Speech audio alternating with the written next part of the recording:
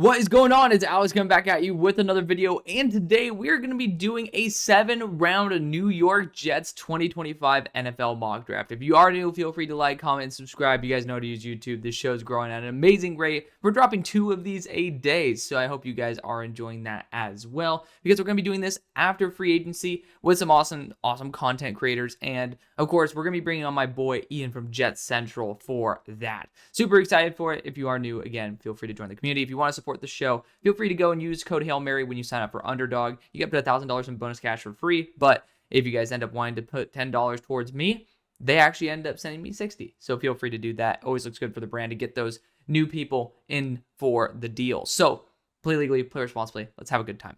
So starting out, this is a live mock draft, and there is a little bit of a shift to my board, even within the top 10. And unfortunately, we do see Shedeur Sanders slip, but not to us. So I do think quarterback, we'll be continually referencing our lads as well. Aaron Rodgers has been told that he's not going to be with the team anymore, so technically this is not fully up to date. Devontae Adams probably on the way out as well. We're not going to be doing any trades for player-wise yet, but I do think if you guys want to trade for a Joe Milton and just see what the hell happens, would not be the worst idea on planet Earth. But let's see what happens. And, at number 7, you got Will Johnson, Tetairoa McMillan here. I think those are the 2 key options for me at this spot. Tetairoa McMillan going to be that big number 1 X receiver that, Davante Adams was kind of supposed to be when he ended up coming here to complement Garrett Wilson. But essentially speaking, it's not looking pretty. Davante probably going to be gone as well. Allen Lazard. Without Aaron Rodgers, we kind of know the story there. So I really do think it's going to be Garrett Wilson, another weapon. And then, Garrett Wilson might not even be here. It's pretty much in tear down mode. But you got to look at this through the lens of Aaron Glenn, right? Great coach. And when you look at the fact that DJ Reed's up for a contract, you also talk about Kendall Sheffield, and then even Brandon Eccles, your corner core is absolutely eviscerated.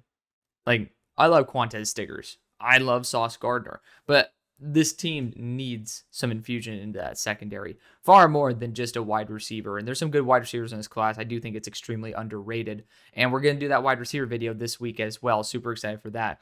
Defensive interior probably be the way I'd rock, with 3 of them up for contract. You're not going to bring back all 3, I assume. So I do think there's some area of growth there.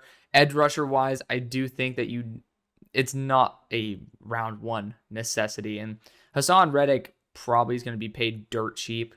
So you could potentially try to regain his contract, but I do think that the secondary is the biggest position of need given the defensive coach. So that's going to explain why I do not go after Tetairoa McMillan. Will Johnson's my number 1 player in the class as well, and so we go with him at number 7.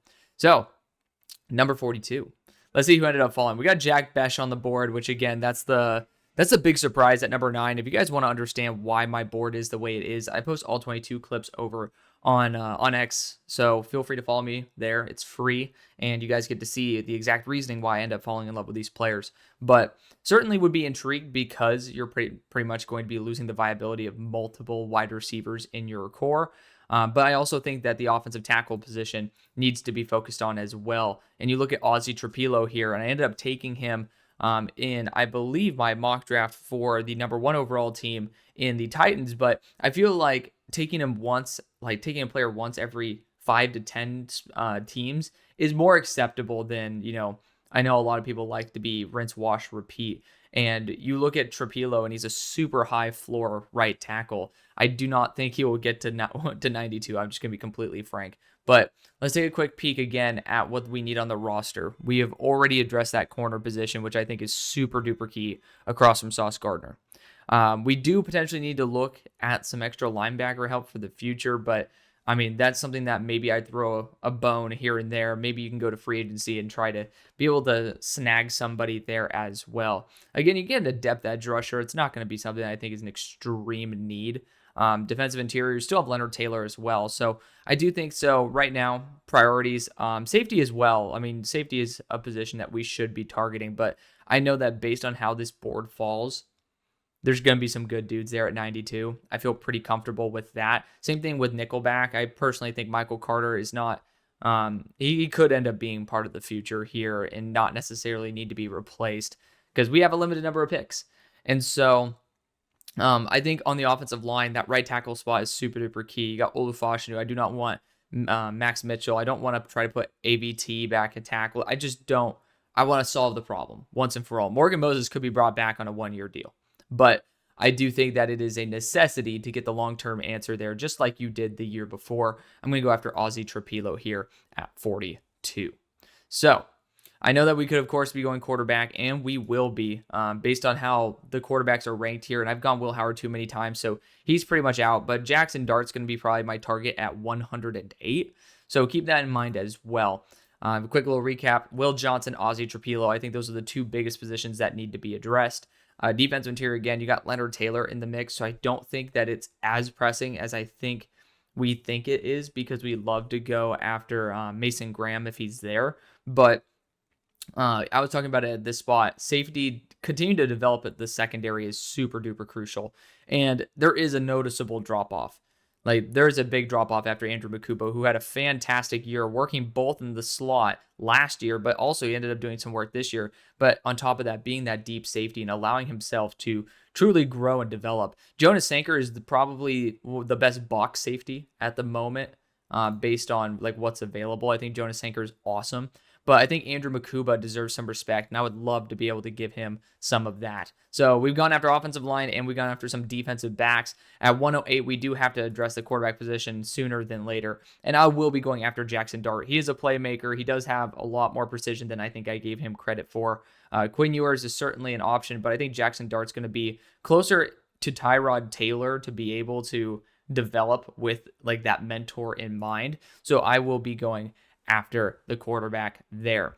At 145, we are back again. We've addressed quarterback, defensive back twice, as well as offensive tackle. Now, we do still have some weapons here. I think Jake Brenningstool might be the creme de la creme of options at the moment. Jackson Hawes also is really good. I mean, I'm just going to be honest. This guy is extremely underrated, like extremely underrated. Aronde Gadsden's fun, but I already took him before as well in a recent mock draft. So I'll be leaving that.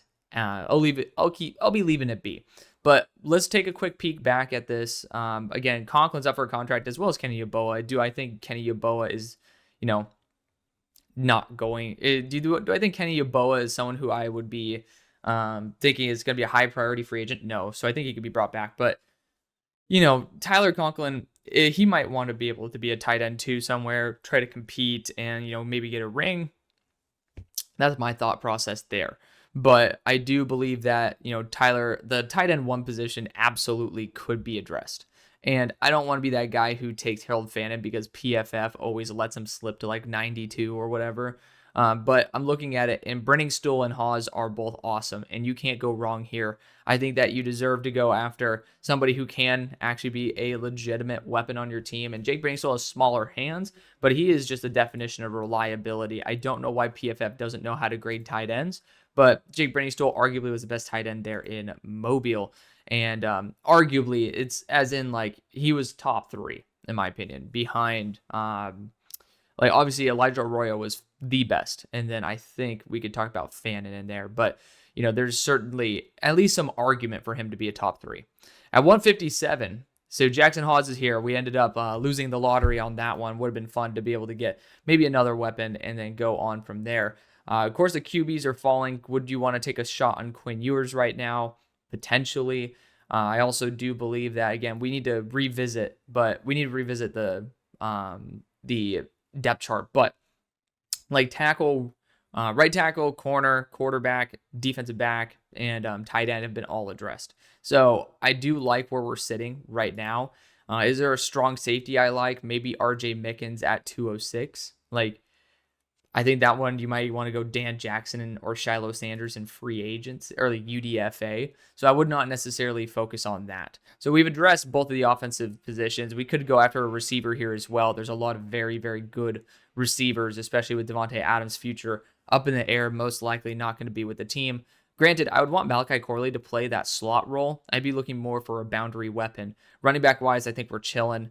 And again, offensive line wise, I feel pretty damn confident now that we have Fashanu as well as, why am I forgetting my favorite tackle's name? Ozzy Trapilo.